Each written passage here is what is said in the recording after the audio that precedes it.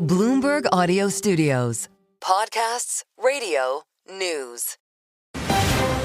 You're listening to the Bloomberg Balance of Power podcast. Catch us live weekdays at noon and 5 p.m. Eastern on Apple CarPlay and Android Auto with the Bloomberg Business app. Listen on demand wherever you get your podcasts or watch us live on YouTube. On the Tuesday edition, yeah, it's only Tuesday, Balance of Power here on Bloomberg Radio on the satellite radio channel 121 and YouTube. Search Bloomberg Business News Live. We'll meet you there. Keep the live stream up and running, the next 3 days? We've got special programming in place. Today, tomorrow is Liberation Day, as Donald Trump calls it. Cue the countdown clocks. It's the day before. And we don't know a lot more today than we did yesterday. If you ask anyone watching the markets like Charlie Pellet, he'll tell you that. Although we seem to be feeling good for the heck of it, it is pretty nice out after all. It's going to be nice out tomorrow on the Rose Garden as well. And on the car dealer lots. This has been an interesting part of the story. You buy a car in the last couple of days, good luck finding one depending on where you are.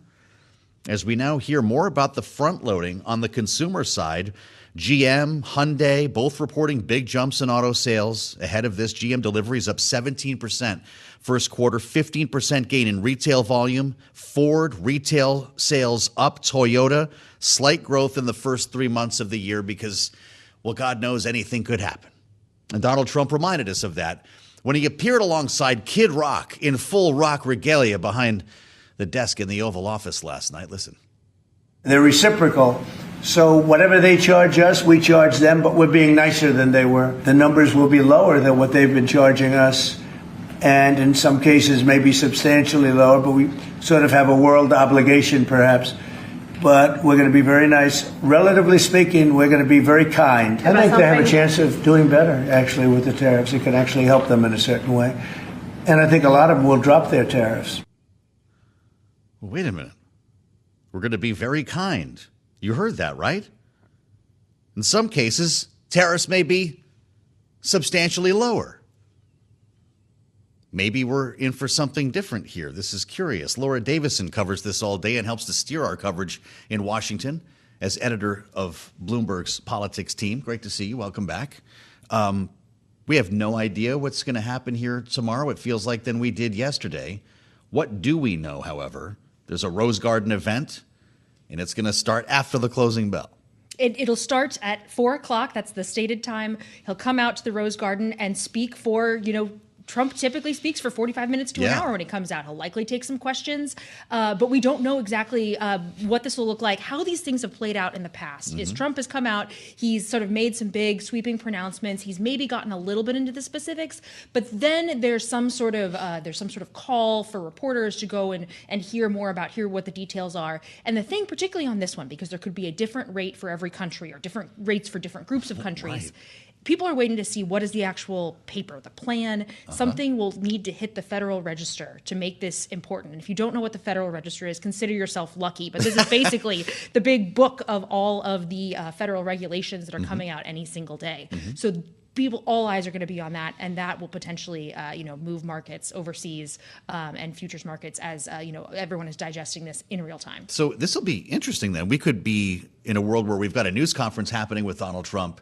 We're writing and reporting off of his words before we actually get a chance to read the executive order. Is that right? That's very right. And that's probably why we've seen a little bit of this, of the time shift here of, this is going to likely be happening after markets close to potentially prevent some of these big wild swings that could be happening. In case Trump he's misinterpreted somehow. Misinterpreted, or, Trump is known to be, bombastic and not super precise in his language. So he could say something that ends up being not exactly what's in the actual text of the order.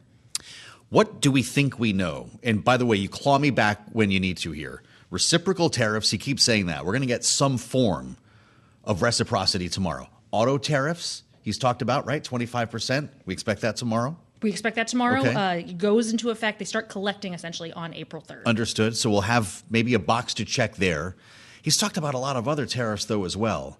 When it comes to different sectors, chips, for instance, is that still something that they're crafting, or will we hear about that tomorrow? Right now, we don't believe that that's what's coming. He has indicated several times that those sectoral tariffs on pharma, on semiconductors, on copper, those are things that will be coming later. He's reiterated that he's committed to those, but that's not a this week at least right now, Yeah. not a this week plan. What's already in effect? We need to remind ourselves and our listeners of this too. We've got China and a couple layers of China tariffs already in place. We've got 20% on Yeah. China. There was a 10% and then a second 10%.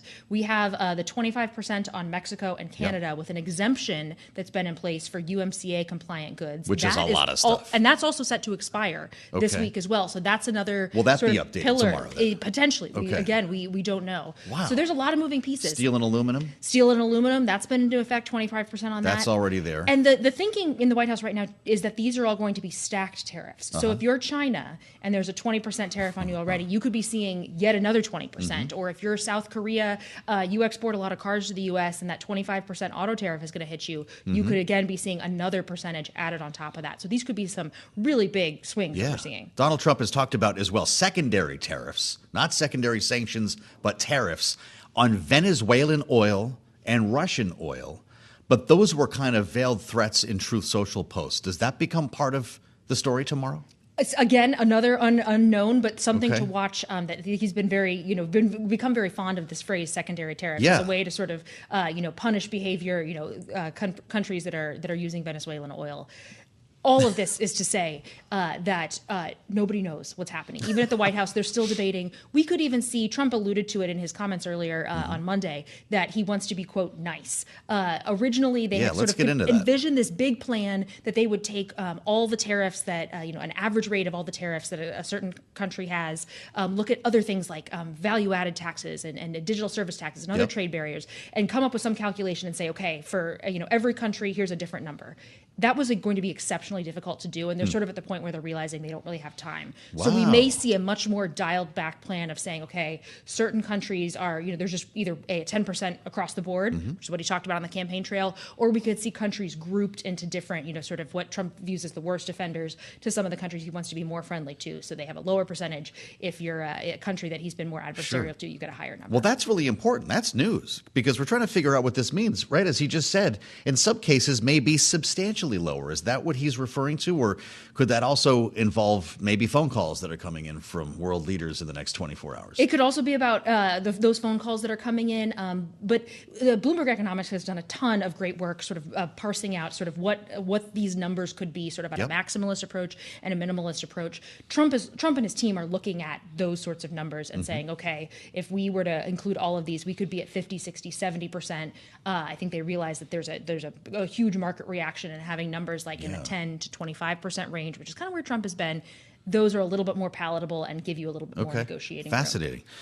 We've heard some other possible caveats, at least suggested caveats, for instance, from automakers, low-cost auto parts. Is that something the White House is entertaining or just part of the noise going into this? He's certainly still taking some meetings that we reported on, and there are calls coming in, as the car dealers are reporting that their cars are flying off the shelves, because it's not, they're able to accept, okay, if we have these import taxes on cars, we can work with that. But when it's all the low cost parts that go into all the cars that are made here, suddenly that becomes, one auto executive described it as sort of just like an industry killer. Interesting. And they see that as kind of the biggest pain point and sort of the most acute crisis right now. Wow. You heard anything about the optics tomorrow? I mean, he's got Kid Rock. Did you see that outfit Kid Rock was wearing, by the way? How do I get one of those? I don't really mean that, but Donald Trump knows how to seize the show business. How does he do that tomorrow? Something he's billing as Liberation Day. Is Kid Rock going to have the band set up in the Rose Garden? What are we? Is there fireworks involved? There will almost certainly be some amazing visual element. This is the first Rose Garden event he's done of the second term. That's almost no surprise that he is sort of saving this big grand space, which, by the way, he's remarked that he wants to pave over and have as a patio a la Mar-a-Lago. So this may be the last Rose Garden event. We'll see. But could we show up tomorrow and it's paved like they did that overnight? Unlikely. This is unlikely. But it's something going to to be consider. something. We're going to see cabinet secretaries there. This is going to be, if you are who's who in Trump world, you're going to be at this event tomorrow. If they pave the Rose Garden, we can get the charcoal grill out there and really party a little bit. You're going to be there for this, or you're going to be here with us? I'll be behind my terminal. All right, banging fantastic. Exactly where we want Laura Davison to be. Great to have you back. Don't be a stranger, of course. Bloomberg Politics editor Laura Davison with us on the fastest show in politics as we wind up the band here the day before Liberation Day. You're listening to the Bloomberg Balance of Power podcast. Catch us live weekdays at noon and 5 p.m. Eastern on Apple CarPlay and Android Auto with the Bloomberg Business app. You can also listen live on Amazon Alexa from our flagship New York station. Just say, Alexa, play Bloomberg 1130. Back to the same question, Joe, which is what will the impact be not just on inflation, on prices, but also on growth if those higher prices make consumers balk and suddenly mean demand goes down? Well, and that's a pretty big question when the entire sort of Trump economic approach is based on growth by way of tax cuts that, incidentally, they're going to start working on for real this week in the Senate. And it's hard to have both. Yeah, and it certainly puts policymakers in a hard position, not just fiscal policymakers who are assessing the tax picture, but monetary policymakers as well, who have to figure out what exactly is likely to happen to the U.S. economy as a result of these tariff decisions. We actually heard from the Richmond Fed President Tom Barkin about the impact we could see it having earlier today. This is what he said. Obviously, some amount of that will pass through into prices, and so that will be inflationary, and maybe it'll be short-term, maybe long-term, we'll see. But I'm just as interested in what's going to happen on the employment side, because if you're a company that raises prices, the demand curve would suggest your volume's going to go down. And if you're a company that can't raise prices, then your margin goes down. In either case, you're going to start working on operational efficiencies, and that means headcount. So we want to get more on this now and turn to Liz Pancotti. She's Managing Director of Policy and Advocacy at the Groundwork Collaborative, and she's here with us in our Washington, D.C. studio. So, Liz, great to have you. Welcome back to Balance of Power. We just heard Barkin there talking about really the risks to both sides of the Fed's dual mandate, that this is not just an inflation concern, but a labor market and growth-oriented concern as well. Given the limited information with which we're working right now, and hopefully we'll have more in hand tomorrow, which one of those risks do you think is greater? I think they are both equally great. And we heard the Fed last week say everything but the S word, right? Everything but stagflation. They said they are expecting higher unemployment, slower growth, faster inflation. When you put those three things together in a mixing bowl, they usually bake up into the same thing. And so I think the Fed is taking very seriously the balance of all of these risks. But given the tool that the president is using to prod all of those things, the Fed's toolbox is limited to respond to it, and simply moving around the Fed funds rate isn't quite the right screwdriver or whatever to deal with the ramifications of that. Well, how much of a picture do you think the president's going to paint tomorrow, as opposed to a partial image of what's to come? Because there was great hope for a clarifying moment. I'm not sure we can find anyone who expects that.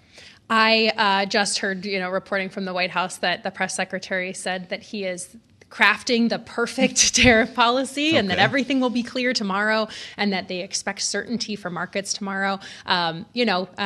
It's one thing to move your announcement back to when markets close at 4 p.m. It gives you a little bit of a buffer of what markets can respond to. And so he has said that those tariffs will go into place immediately, no 24-hour, 48-hour, month-long lead time. Yeah. And so even for the folks who have to enforce these tariffs at our ports and borders, they have to have certainty to be able to levy those tariffs. So hopefully something will be written down, but I'm not confident, given that the president has moved from just reciprocal to 20% blanket to different policies for different countries. It's very difficult to do that in 24-hour period. Well, and so if this is immediate, what will the impact be on businesses who have tried to, I guess, in advance import what they can, make investment decisions according to what their best anticipation of could be happening? If this is immediate, how immediate will the impact be on their actual supply chains if they haven't had a chance to fully reorient them or to stockpile enough to last them for a while? We have seen for a couple of months that companies were expecting something on the tariff front, and so they have been stockpiling a bit. You saw that in the ISM report this morning. You saw it in durable goods a week ago.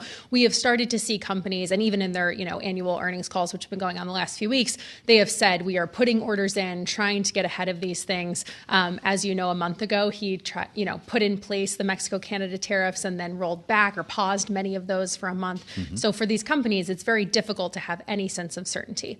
For most supply chains, the orders they are placing right now will likely not hit shelves for 6 to 12 months. And so I think the real question here is, when do companies start hiking prices for consumers? Is it immediate, even though those goods are not the ones being tariffed? tariffed. Do they try to pad that a little bit to see if things come down? What certainty can consumers expect, I think, is a big question.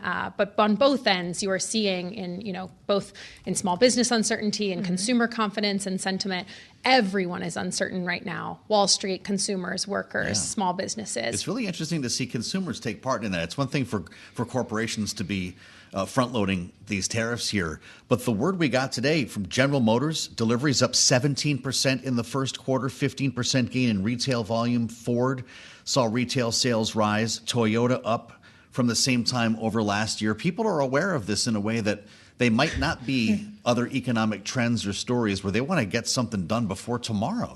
How far could this go from here? We've seen polling that about 80% of people are aware the president is doing something on tariffs, and almost all of those people are aware that it will cause prices to increase. The approval of those tariffs is very mixed. It's almost a 50-50 split as to whether people like them or not, even knowing that their prices will increase. But I think after 4 years of consumer uncertainty, what Heather Long from the Washington Post dubbed it whack-a-mole inflation of something is always popping. Consumers have become a lot more price sensitive in the last 4 years, just given various bouts of inflation, and especially now with sticky high prices. And so I think they pay attention to a lot of this stuff. The president is also out there every single day saying he will do something, not saying what he will do, but saying he will do something. Tariffs have been the news du jour for almost the administration. That would suggest, though, that we're going to have a big downturn after all of this front-loading in the first quarter. What's the second half of the year going to look like on a car dealer lot? I mean, you've already seen that ISM is saying that this is the first contraction in a number of months, 2026, I think. It is not good. I think for those car dealerships, even if these things have carve-outs for North American autos or for some countries, it's not quite clear how you can even move forward, because in a month, the president might do something different. I think both for consumers and businesses, it's just a difficult kind of environment to operate in and to make large decisions like buying a car, buying a house, going on vacation, even what I'm going to spend at the grocery store this week because my utility bill could hike next week if heating oil prices go up. Well, and I feel like I've asked this question a number of times as we've kind of been building up to tomorrow, but this notion that prices can only increase so long as consumers tolerate them, right? Companies have an ability to pass on costs until they don't. And I just wonder if they can't exercise that same kind of pricing power this time, given the kind of bad vibes we are seeing out there in the consumption economy. What does that imply for where we might see businesses actually just then trying to cut costs elsewhere in terms of hiring or even layoffs? What could this actually portend? That not necessarily as far as going to layoffs or hiring, but in the first Trump administration, not all of the tariffs were passed through as price increases. Companies said, we think we can cut a little cost here, find some pennies in the couch cushions here, lower our margins by a couple basis points here, and together, taking all of that, you didn't see a one-to-one pass through. We're talking a different scale this time, though. More recently, both a different scale and more recently during the pandemic, during Russia, Ukraine, et cetera, companies, in fact, in many cases, passed more than their increased costs on to consumers. Consumers are extremely price sensitive. We've seen expectations for Jobs Day on Friday that wage growth will tick down. JOLTS was a miss this morning. We are already starting to see softening in the labor market. And so if you, again, as the Fed has said, higher unemployment, higher prices, and slower growth, all taken together results in what you had in the 70s, which was the last time uncertainty was this bad. If we get across the board tariffs tomorrow, and to your point, we don't know. We could get some form of reciprocal. We could get a lot of different forms of things. He says he'll be relatively kind. But say you get that 20% across the board that at one time was promised by this president. Is that an automatic recession, as some have predicted? I don't know that I want to put odds on it, but I did see that, Mark Zandi doubled his recession forecast this week. And that is, I think for a while, I sat in this room a couple months ago after the election and said the market has priced a lot of this in. We had not seen a lot of market movement kind of in the month after the election. We are almost 100 days into this administration. Market's up a little bit today, but I suspect we won't see that for very long. Stock market, obviously not the entire story, but I think as we start to see more and more data come in on slower job growth, potentially negative jobs, slowing wage growth, higher prices, all of that taken together points to recession. We always look forward to having you with us, Liz. Thank you so much. Liz Pencotti, Groundwork Collaborative with us on Bloomberg TV and radio. I'm Joe Mathieu alongside Kailey Leinz in Washington as we drive forward with our signature panel next. We'll have Rick Davis and Jeannie Shanzano weigh in on this with Liberation Day, as Donald Trump would say, tomorrow, and the jobs report Friday. This is Bloomberg. You're listening to the Bloomberg Balance of Power podcast. Catch us live weekdays at noon and 5 p.m. Eastern on Apple CarPlay and Android Auto with the Bloomberg Business app. Listen on demand wherever you get your podcasts or watch us live on YouTube. The big event in Washington tomorrow, the planned announcement in the Rose Garden at 4 p.m. Eastern time, after the market closed, notably, of President Trump's reciprocal tariffs that we've long been awaiting. And while that is sure to dominate a lot of the news cycle tomorrow, as it is today, we also have to note that tomorrow we'll have some results in hand from a few races that could be bellwethers in terms of sentiment voters are feeling right now about President Trump and the Republican Party overall. There are two special House elections in Florida today, one in Matt Gaetz's district. He, of course, vacated his seat. The other in the old district of now National Security Advisor Mike Waltz, where the Republican candidate in what is a plus 30 Republican district, at least back in November, is in a pretty tight race with his Democratic challenger. And then there's also Wisconsin to consider, as there's a Supreme Court election that has drawn in tens of millions of dollars, Joe. Some of that money, actually a lot of it, coming from Elon Musk. Yeah, we talk a lot about Liberation Day, but these are the big stories happening in politics today. These elections are happening right now, and we want to get the sense of our political panel on both of these. Rick Davis is with us, Bloomberg Politics contributor, partner at Stone Court Capital, our Republican strategist, and Democratic analyst Jeannie Shanzano, political science professor at Iona University. Great to have you both here. I'm going to start with the Wisconsin Supreme Court battle. As the Washington Post today describes it as the most expensive judicial battle in U.S. history. We've talked about this a bit. $90 million surrounding this race. Rick Davis, what makes this so expensive?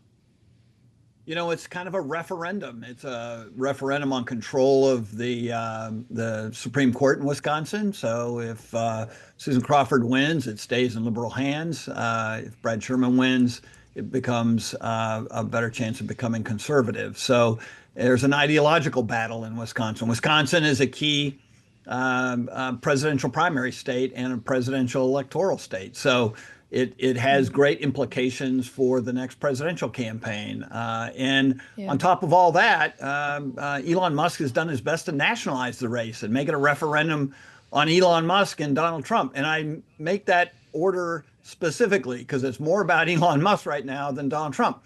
Donald Trump hasn't raised a finger in this state. It's really quite amazing that $90 million goes into this operation for both Republicans and Democrats, and Donald Trump's on the sidelines. But his man, Elon Musk, isn't jumping up and down with a piece of cheese on his head and spending money like it was going out of style. But it all boils down to turnout. Today's election day. Turnout's all that matters. And I would say advantage Democrats. Republicans have a much worse turnout model in Wisconsin. Their voters don't show up for these kinds of special elections. They're Trump voters, so they'll come in mass on a presidential day, but not much for midterms and special elections. So wait and see. But I would say I'd rather have the turnout of the Democratic voters than the Republicans going into an election like this. Well, and if the Democrats do turn out and the liberal majority on the state Supreme Court, Jeannie, is retained, to Rick's point, is it Elon Musk who ultimately ends up being the fall guy for that? You know, I think he could. By the way, happy Election Day, Kailey. I know we're all talking about Liberation Day, but I love a good Election Day. First voting since Donald Trump got into office again. You know, I do think that he could take the heat, but I also think this is importantly tied to what we're going to see tomorrow, because imagine if the Republican loses in Wisconsin. I think they'll win, obviously, in Florida, but if they lose in Wisconsin, it's a state seat, sure, and it's on the Supreme Court. But imagine for those majority makers on the Republican side in the House. The big threat has been that if you don't go with Donald Trump, he is going to have a funded primary challenge against you. And that primary challenge funding is arguably going to come from Elon Musk. But if he's putting $20 million into a Supreme Court race in Wisconsin and he can't win that, then that may give some of those Republicans in the House a moment to say, I may go against the president and Elon Musk on something that my constituents are not in favor of. So I really think for Republicans, these elections today matter an awful lot as it pertains to Donald Trump's economic agenda. If all he can do is tariff us to death, he's got to get the other parts of his economic agenda through Congress: deregulation, energy production, and tax cuts. Otherwise, he's going to have a very unhappy base of Republicans. Do you agree with Jeannie on that, Rick? Is it fair to call these two specials in Florida, specifically the 6th and of course, the Wisconsin Supreme Court race, proxies or tests somehow of the Trump agenda? You know, it's tricky. I would say, again, another good example, Donald Trump really hasn't weighed in. The Republican Party hasn't spent a lot of time and money on him. Most of the activities come from outside groups.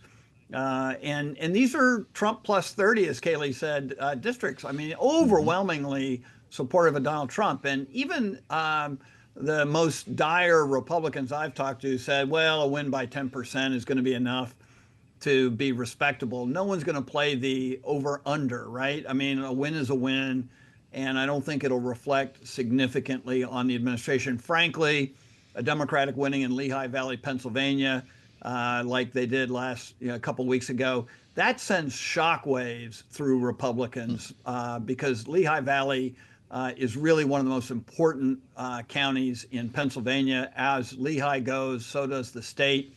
And I guarantee you there are people like David McCormick and others who are sitting there going, wow, I really don't care what's happening in Florida. We're going to have 2 Republicans come out of there. But the fact that we're losing in Lehigh Valley, that is a big deal. So I think there's a lot of questions, as Jeannie said, a lot of Republicans scratching their head right now going, wow, I mean, like, am I at risk if I do support Donald Trump's agenda? And I would say one thing, just to be clear, tariffs are not popular. Cato Institute has a poll shows 75% of the people disagree with the approach on tariffs.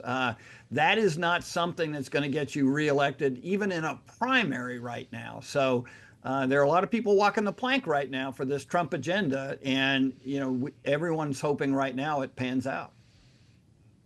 Well, so when we consider the timing here, Jeannie, we know that the president has suggested the reason he's announcing reciprocal tariffs on April 2nd instead of April 1st was because he didn't want it to coincide with April Fool's Day. But is it also possible he didn't want it to coincide with these special elections?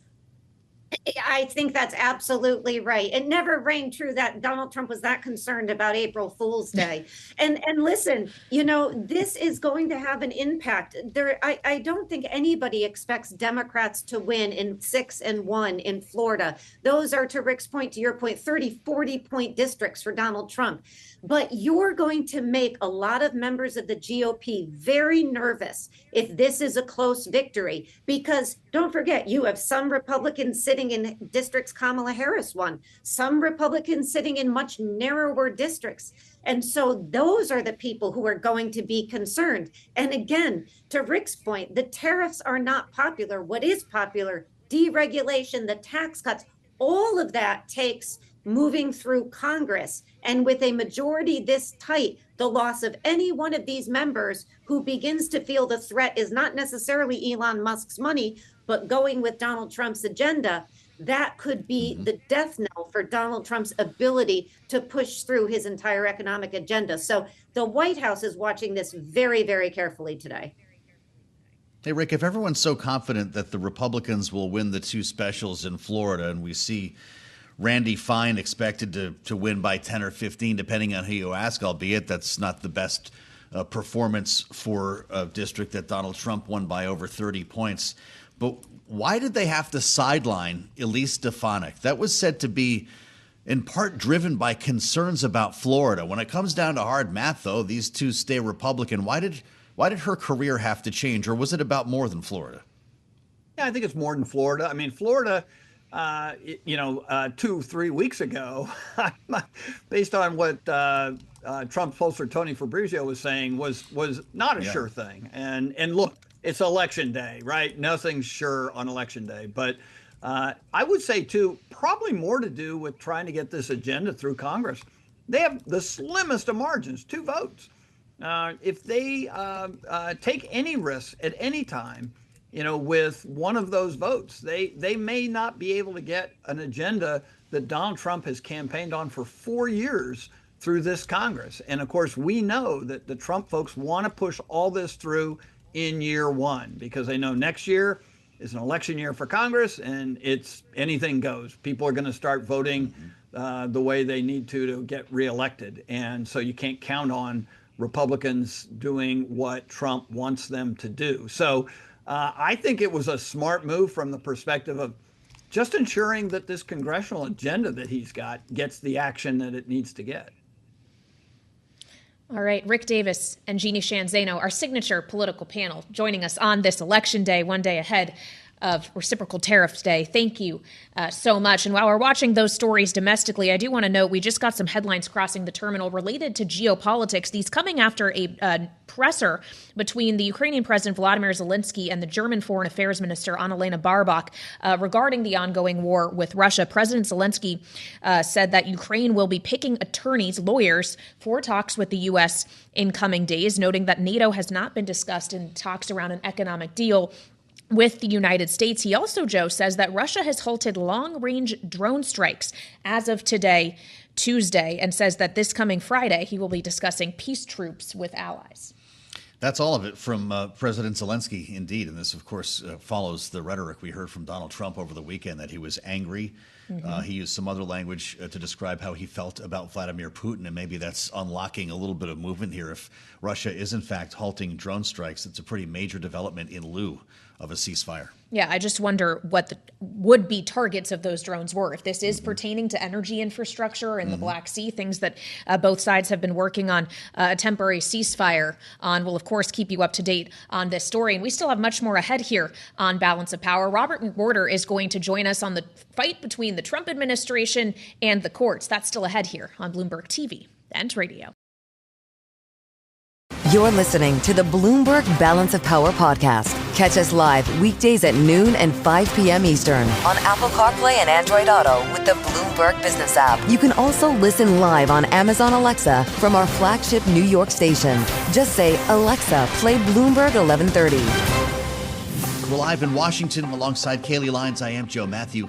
Ahead of Liberation Day tomorrow, we're dealing with a couple of other stories that are impacting two special congressional elections underway in Florida, a Wisconsin Supreme Court election, and an important hearing today happening on Capitol Hill. Brings us back to the Trump narrative from a different side here. We've talked a lot about President Trump's calls to impeach judges. Kailey, we've heard as well about legislation on Capitol Hill now that might seek to codify this effort, not to impeach judges, but to limit their scope and authority. Specifically, whether or not they can issue nationwide injunctions. This is what the act that was put forward and actually forced through a committee by Congressman Darrell Issa would do. It's the so-called rogue judges in their mind, which was actually mentioned today in the Judiciary Subcommittee where Jim Jordan, the chair of the committee, was presiding over. He said that kind of three avenues to address judges like Judge Boasberg, who, of course, is at the center of the Venezuela alleged gang members deportation case. You either pass this bill, appeal to the Supreme Court, you have oversight, or use the power of the purse, the appropriations process to keep the judicial branch or judges in check. So it's a Judiciary Committee hearing underway. The legislation by Congressman Darrell Issa that Kailey mentions is now being taken up by the House, and the Speaker got into this earlier today. Mike Johnson, listen. We have broad scope. We have all authority over the lower courts, okay? We're not defunding courts, and we're not doing anything other than limiting in this legislation the ability of a judge to issue a nationwide injunction, because that is the problem that has gotten totally out of control. And we need this check on the judiciary, and I think we're going to prove that on the floor. One activist judge should not issue a nationwide injunction against the president's policies, and these district courts have to stay within their constitutional bounds. So we want to get more on this and turn to Robert McWhorter. He is a constitutional lawyer and practicing criminal defense and civil rights lawyer in Maricopa County, Arizona, also founder of the law office of Robert McWhorter. Welcome back to Bloomberg TV and radio. It's good to have you, Robert. When we consider this whole notion of nationwide injunctions, obviously it is not a new thing for judges to be able to impose, though, even if the subject matter pertaining to the Trump administration is hotter than it may be in other instances. What would be lost if judges' ability to do that was taken away? Well, good morning. Look, first of all, the people who are part of this Trump coalition had no problem at all running to district courts and getting nationwide injunctions against the Biden administration immigration policies. And you can specifically refer to Greg Abbott in Texas, who ran to one district court down in the Southern District of Texas, which was very open to these things, and they issued nationwide injunctions all the time. This is how this goes. This is not judges out of power or exercising too much power. There's a simple mechanism when there's an injunction. You ask for an emergency hearing before the Circuit Court of Appeals and ultimately possibly the U.S. Supreme Court, and you can overturn that injunction if you can ask those judges and impress upon those judges that you should have that injunction overturned. It's just the way the system works. They just don't happen to like it because Donald Trump is getting a lot of these injunctions issued because his positions are constitutionally very bad. So, that's just the law. And now they're complaining about the referee. They're getting the call against him, and they're spending all the time complaining about the referee. That's all that's going on here. Well, is the referee's life about to change here, Robert? Because it's pretty clear that impeaching judges will not be the answer. And it's interesting, Darrell Issa in this hearing had Newt Gingrich, in fact, testifying, the former speaker. They call these resolutions to impeach judges political symbols, not legislative symbols. This is legislation and could be important for judges going forward. If it passes, what will be the impact? Yeah. First of all, on the question of an impeachment, our country does not impeach judges because we don't like their rulings. That precedent was established during the impeachment trial of Samuel Chase in 1805. And even his political opponents, including Aaron Burr, voted not to convict him on articles of impeachment in the United States Senate because they believed in the principle that you do not attack judges for their rulings. You can impeach a judge if he's, for instance, taking bribes or something like that, but not for their rulings. Now, on the question of limiting a court's jurisdiction, the Constitution at the start of Article 3 says that the judicial power of the United States shall be vested in the Supreme Court and such inferior courts as Congress may from time to time ordain and establish, which means that the Congress could presumably get rid of district courts and circuit courts of appeal because they have that power. Limiting the jurisdiction is also a possibility, but that's a double-edged sword because next time when they want an injunction against a Democratic president, that power will now be gone because they've gotten rid of it. So, those injunctions serve a useful purpose. What it says is, hey, put everything on hold until we have a chance to hear the merits of your case, because if we don't put it on hold, then somebody's position or somebody's interest will be destroyed by the passage of too much time and the continuing unconstitutional actions. So, yeah, I suppose that Congress could do that. They could limit the courts, but if you limit the courts, where are you going to prosecute all these people you're saying are illegal aliens, et cetera, if you don't have those courts to do it? Well, so when we consider the courts and the people who make arguments in them, Robert, what do you consider the greater threat here in terms of the kind of narratives we are seeing? Is it around the actual judges who interpret the law and hand down decisions, or around what we're seeing when it comes to some of the highest powered law firms that are being targeted by the administration, firms that would be bringing these cases to these judges in the first place? Well, I think it's both. I think it's what they're doing is they're trying to make a chilling effect on good district judges who are just doing their job. They're saying, we're going to make your life difficult for just doing your job. And that's not the way the Constitution is supposed to work. Regarding attacking these law firms, this is absolutely really just beyond what should be going on. This is really absurd. And all the law firms are doing, they're taking a position, that's fair enough, but they're presenting it in court. What you're basically doing by attacking these law firms is saying, we don't want you to have a lawyer so that you can have your day in court. We just want to go forward with dictatorial powers and take away all of your resources and pro bono work or even the lawyers you hire, because we're going to attack your lawyers if your lawyers dare to take a stand against our administration and our regime. That's what's going on, and that's just really scary about what this Trump administration wants to do.